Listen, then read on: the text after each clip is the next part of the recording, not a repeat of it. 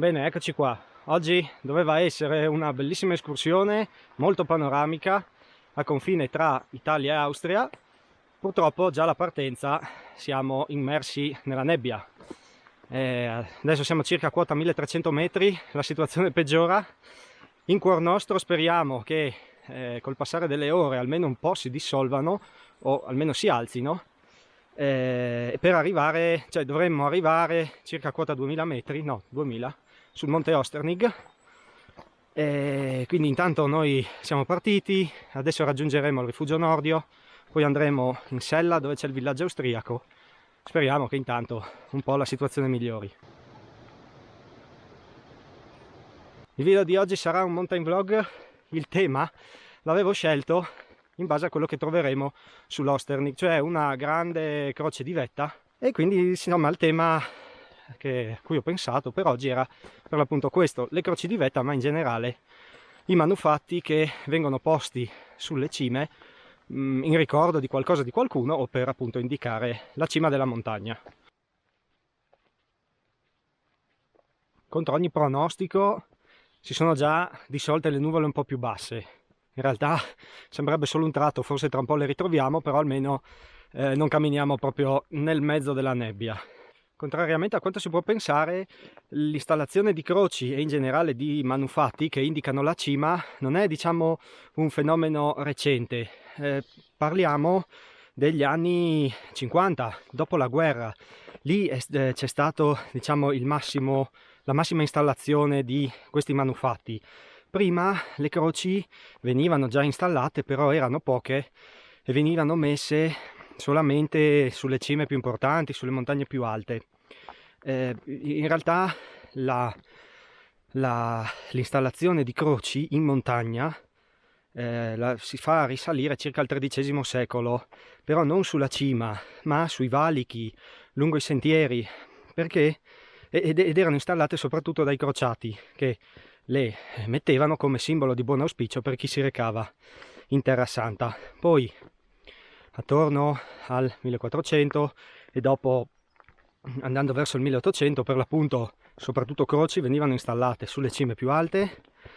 Una delle prime è stata messa sul Monte Rosa, poi c'è stata quella del Grossglockner, ma erano eventi isolati. L'installazione di manufatti sulle cime non è un fenomeno prettamente europeo, lo si registra in tutto il mondo. Un po' tutte le culture alpine, diciamo, tendono a posizionare qualcosa sulla cima delle montagne. Chiaramente per tutte le culture c'è una forte componente religiosa, per cui in Europa vanno per la maggior parte le croci, mentre in altre zone si possono trovare dei Buddha, delle bandierine con le preghiere o qualche altro simbolo che comunque richiama la religione, perché alla fine c'è sempre un po' il concetto che l'uomo sfida la montagna, arriva a conquistarla e quindi pone un simbolo sia per identificare, far vedere che è arrivato lì, ma anche come forma di ringraziamento verso un'entità superiore che ha permesso l'impresa. Poi non sempre vengono installate croci, ci possono essere altri elementi quali piccoli bivacchi, come ad esempio sul Triglav, o possono esserci delle rose dei venti, delle targhe commemorative o semplicemente una scatolina dove all'interno c'è il libro di vetta ed il timbro. Ci sono anche altri elementi come possono essere dei pali o dei simboli, sono tipo dei medaglioni fissati al suolo. In questo caso sono punti trigonometrici oppure possono essere cipi confinari. Solitamente manufatti non vengono messi per orientarsi, però poi ovviamente possono aiutare a magari in condizioni di scarsa visibilità a capire se stiamo andando nella giusta direzione oppure no, però principalmente non vengono utilizzati come, diciamo, orientamento. Ci siamo quasi, il tempo è un po' così così, non ci sarà un gran panorama. Adesso poco sotto la cima dell'Osternig c'è questa fortificazione.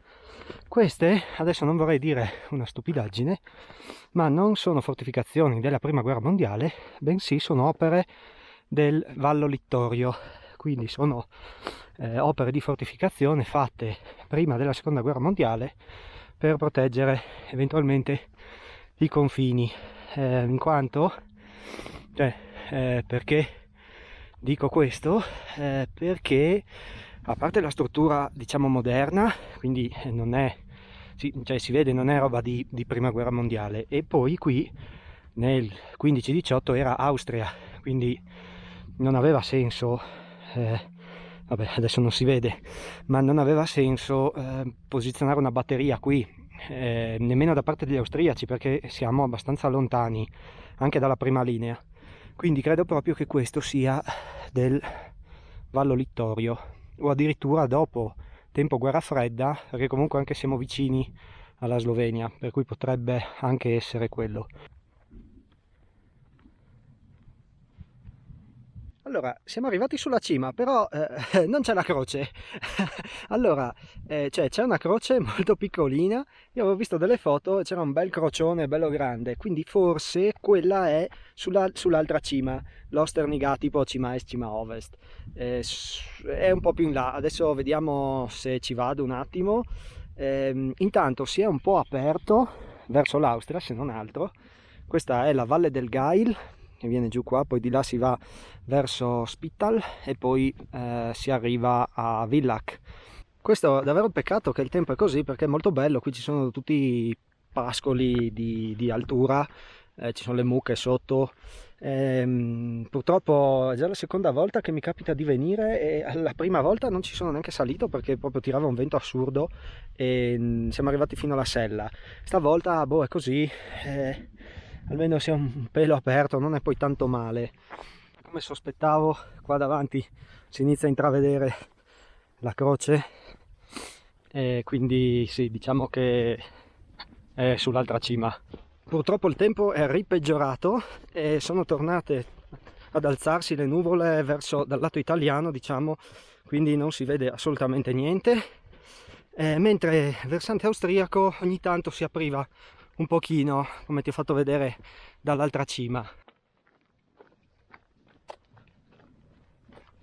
Nicla, che ha molta sete, soprattutto fame, è già arrivata, la salutiamo, lei non ci saluta, sta guardando la guest house che fuma, vorrebbe già essere seduta lì, io mi sono attardato e invece lei è venuta giù a cannone per andare a mangiare.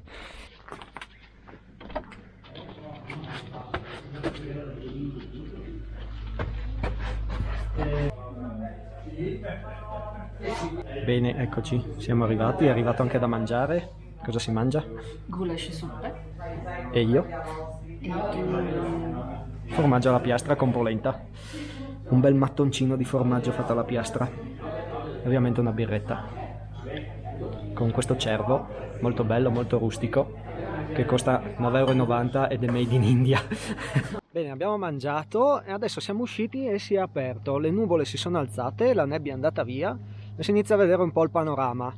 Allora qui, questa è tutta la Sella Brestnitsa, forse la pronuncia non è proprio perfetta, e adesso noi siamo arrivati da là e adesso proseguiamo in direzione della chiesetta e chiudiamo il giro ad anello, e di solito viene descritto come giro della Madonna della Neve, perché c'è la chiesetta, quella che vedremo tra poco, che è dedicata alla Madonna della Neve. Ormai, soprattutto negli ultimi anni, si discute molto sull'opportunità di qualsiasi tipo di costruzione in montagna. Ovviamente il pensiero comune, la sensibilità è cambiata e adesso si tende a preservare molto di più la natura rispetto che già soli 10 anni fa. Per cui, al di là del fatto di costruire nuovi impianti di sci o nuovi rifugi, si discute molto anche sull'opportunità di continuare a portare croci sulle cime, ma più in generale di costruire qualsiasi cosa sulla cima, qualsiasi manufatto. Praticamente due sono le linee di pensiero: c'è chi vorrebbe togliere tutto, andare addirittura a estirpare quello che c'è già, e mentre c'è un'altra linea di pensiero che dice sì, continuiamo a porre un segno sulle cime, magari meno impattante rispetto a come si è fatto in altri anni, come ad esempio croci gigantesche o opere strane, tipo di arte moderna, cose un po' così. Per quanto mi riguarda, io sono per preservare quello che esiste già. Ritengo che siano dei simboli, al di là della questione religiosa, siano dei simboli importanti che caratterizzano un determinato luogo. Il paesaggio viene formato sì dall'elemento naturale, ma è un connubio tra elemento naturale e artificiale. Quindi se una determinata cima ha una certa croce, questa croce va a caratterizzare la cima. Quindi io mi ricordo il nome, il luogo di quella cima perché la associo a un determinato elemento presente sulla cima. Quindi secondo me questi elementi per l'appunto vanno preservati ed eventualmente diciamo aggiustati se le intemperie vanno a rovinare l'elemento. Eventualmente in un caso ben valutato potrebbero essere anche sostituite, certo è non con cose più impattanti o diverse. Nel caso della sostituzione io sarei per un, chiamiamolo finto storico, cioè rifare quello che c'era già. Se la neve butta giù la croce la si rialza, se viene distrutta da un fulmine la si rimette uguale. Sulla questione di mettere nuove croci, anche lì diciamo che non sono sfavorevole a priori. Bisogna un po' valutare il progetto.